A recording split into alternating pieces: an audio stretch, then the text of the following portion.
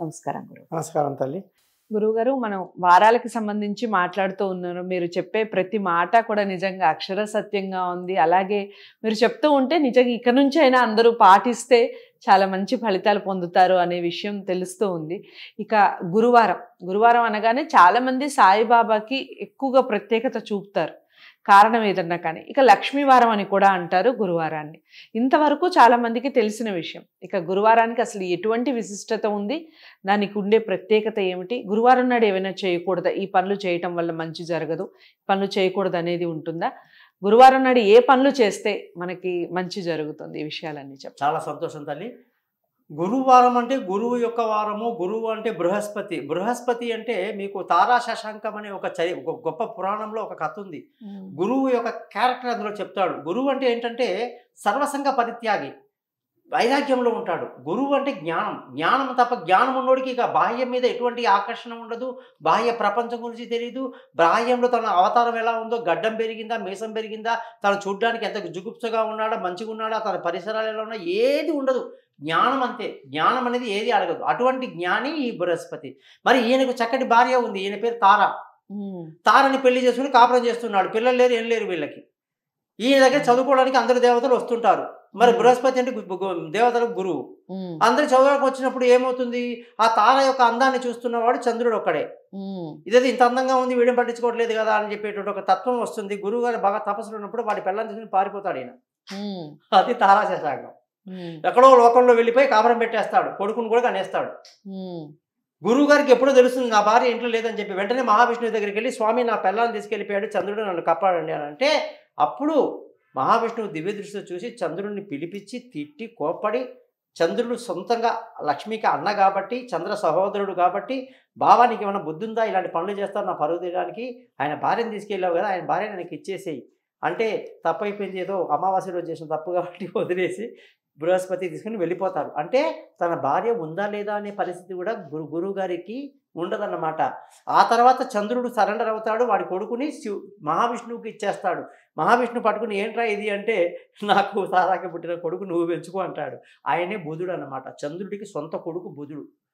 చంద్రుడికి బుధుడు అంటే చాలా ప్రేమ, కానీ బుధుడికి చంద్రుడు అంటే అంత అసహ్యం. చంద్రుడు అంటే మనస్సు అని గతంలో అనుకున్నాము. ఇక్కడ బుధుడు అంటే బుధుడు పుట్టినవాడు బుద్ధి. అంటే మనసు నుంచి పుట్టేది బుద్ధి. బుద్ధికి మనసుకు పడదు. చాలా మందికి తెలియని రహస్యం ఏంటంటే, వినాయకుడికి శివుడికి పడదు. వినాయకుడు బుద్ధికారకుడు, శివుడు మనోకారకుడు, అంతే. వాళ్ళిద్దరికి కుదరదు అటువంటి స్థితి. ఇక్కడ బృహస్పతి విషయంలో వస్తే ఇంత అమాయకంగా ఉంటాడైనా తపస్సు చేసుకుంటూ. అటువంటి గురువు జ్ఞానాన్ని ఇచ్చేటువంటి రోజు గురువారం. ఎంతమంది కూడా మానసికంగా మన యొక్క దేహంలో పంచకోశాలు ఉంటాయి అంటారు. అలాగే మన దేహంలో అనేక లోపల అంతరంలో మనస్సు ఉంటుంది, అరిషడ్ వర్గాలు ఉంటాయి. దాన్ని దాటితే బుద్ధి ఉంటుంది. బుద్ధి నుంచి వచ్చేది జ్ఞానం, జ్ఞానం నుంచి వచ్చేది వైరాగ్యం, వైరాగ్యం నుంచి వచ్చేది చిత్తభ్రమ తొలగిపోయి, చిత్తభ్రమ తొలగినప్పుడు ఆత్మదర్శనం అవుతుంది. ఇన్ని స్టెప్స్ ఉన్నాయి. అంటే శివుడు, పార్వతి మనసు, అక్కడి నుంచి మళ్ళీ బుద్ధి అంటే వినాయకుడు, అక్కడి నుంచి వెనకెళ్తే జ్ఞానం అంటే బ్రహ్మ, సరస్వతి, వైరాగ్యం, అట్నుంచి లక్ష్మీదేవి చిత్తము, అలా నుంచి మహావిష్ణువు అంటే ఆత్మకారకుడు. ఇన్ని ఉన్నాయి మన లోపల. మనం అన్ని స్టేజ్లు వెళ్ళి అక్కడ వెళ్ళి కూర్చోవాలి. అంత తపస్సు చేసిన వాళ్ళు మన భారతదేశంలో ఎంతోమంది ఉన్నారు.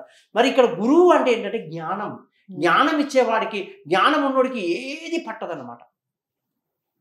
అయితే ఇక్కడ గురువారం యొక్క ప్రత్యేకత ఏంటంటే, కొన్ని మతాలలో గురువునే దేవుళ్ళుగా పూజించేస్తారు. మిగతా అన్ని హంబక్, ఏది నమ్మరు వాళ్ళు. దేవుళ్ళు లేడు, అవతారాలు లేదు, ఏం లేవు. ఒక గురువు మనకి జ్ఞానాన్ని ఇచ్చేవాడు, మంచి చెడు చెప్పేవాడు గురువు. కాబట్టి గురువారం వాళ్ళకి అంత ప్రత్యేకత అన్నమాట. నలుగురికి మంచి చెప్పేవాడు. మా లాంటి వాళ్ళకి కృష్ణం మందే జగద్గురు. ఎందుకంటే మేము ఈ బాబాలు గీబాలు మా జీవితాల్లో మేము అలాంటి పొరపాటు చెయ్యం. After all you can't change your relation with your sister కానీ, బ్రదర్ కానీ, తల్లి తండ్రి, వీళ్ళని నువ్వు మార్చగలవా? మార్చే అధికారం నీకుందా? పుట్టిన ఊరు మార్చగలవా? పుట్టిన దేశం మార్చగలవా? నీకు ఏది లేనప్పుడు నువ్వు దేవుని ఎలా మారుస్తావురా వెధవా అంటాం మేము. అనాదిగా వస్తున్న వెంకటేశ్వర స్వామి ముందు ఈ కుప్పిగంతలు ఏంట్రా మీది అంటాం మేము. కాబట్టి ఈ దేవుళ్ళు లేటెస్ట్ కొత్త దేవుళ్ళు అండి. ఇవన్నీ కొత్త దేవుళ్ళు అని పాట కూడా ఉంటుంది. ఈ కొత్త దేవుళ్ళు ఇవన్నీ మనకు ఉండవు. ప్రత్యేకంగా గురువారం అంటే జ్ఞానాన్ని ఇచ్చే దత్తాత్రేయ స్వామి మొక్కాలి. దత్తాత్రేయుడు. కొందరు మర్ధవ బ్రాహ్మణులు ఏం చేస్తారు, వాళ్ళు మర్ధవ కులాల వాళ్ళు ఖచ్చితంగా రాఘవేంద్ర స్వామి తమ గురువుగా వాళ్ళు తీసుకుంటారు. ఆయన దేవుడు అన్నారు రాఘవేంద్ర స్వామిని కూడా. అలాగా గురువారం యొక్క ప్రత్యేకత ఏంటంటే జ్ఞానాన్ని ఇచ్చేటువంటి రోజు కాబట్టి మంచిగా శనగలు నానబెట్టి శనగలు ఉడకబెట్టి ప్రసాదం చేసి వాళ్ళకు నచ్చిన గురువు అంటే ఆంజనేయ స్వామిని కూడా చాలామంది గురువుగా తీసుకుంటారు. చాలామంది దత్తాత్రేయ స్వామి, కొందరు వాళ్ళ గురువులకి వాళ్ళు శనగలు ప్రసాదం పెట్టి నైవేద్యం పెట్టి ఇస్తారు. ముఖ్యంగా గురువు అంటే తల్లికి తండ్రికి ఏమాత్రం కూడా సంబంధం లేని ఒక ప్రత్యేక స్థానంలో ఉండేటువంటి ఒక పదవి. ఆ పదవి ఎంత గొప్పదంటే ఆయన తల్లి జన్మనిస్తుంది, తండ్రి జన్మనిస్తాడు, కానీ జన్మ లేకుండా చేసేవాడు గురువు. కాబట్టి గురువు యొక్క వారము, గురువారం యొక్క ప్రత్యేకత దేవానాంచ ఋషీనాంచ గురు కాంచన సన్నిభం బుద్ధిమంతం త్రిలోకేశం తం నమామి బృహస్పతి అనే మంత్రాన్ని రోజు 16 సార్లు చదువుకోవటం వల్ల జ్ఞానం అభివృద్ధి చెందుతుంది.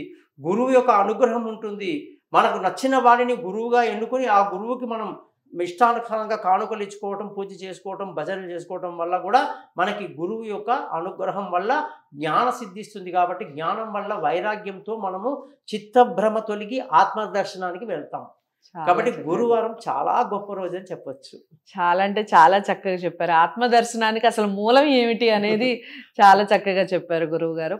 గురువారం అనగానే మనం చాలా మంది పూజలు చేస్తారు, చాలామంది నోములు చేసుకుంటూ ఉంటారు, లక్ష్మీవారం అని మాట్లాడుకుంటూ ఉంటారు. కానీ గురువారం నాడు అసలు ఏం చేయాలి, ఏం చేస్తే మనకి ఆత్మదర్శనం జరుగుతుంది అన్న విషయాన్ని ఈ వీడియో ద్వారా తెలుసుకున్నాం. మీకు ఇంకా ఏమైనా డౌట్స్ ఉంటే తప్పకుండా స్క్రీన్ మీద కనపడే నెంబర్కి కాల్ చేయండి. గురువుగారు మీకు అపాయింట్మెంట్ ఇవ్వడం జరుగుతుంది. మీకు ఎలాంటి డౌట్స్ ఉన్నా, జ్యోతిష్యానికి వాస్తుకు సంబంధించి ఎలాంటి డౌట్స్ ఉన్నా క్లారిఫికేషన్ దొరుకుతుంది.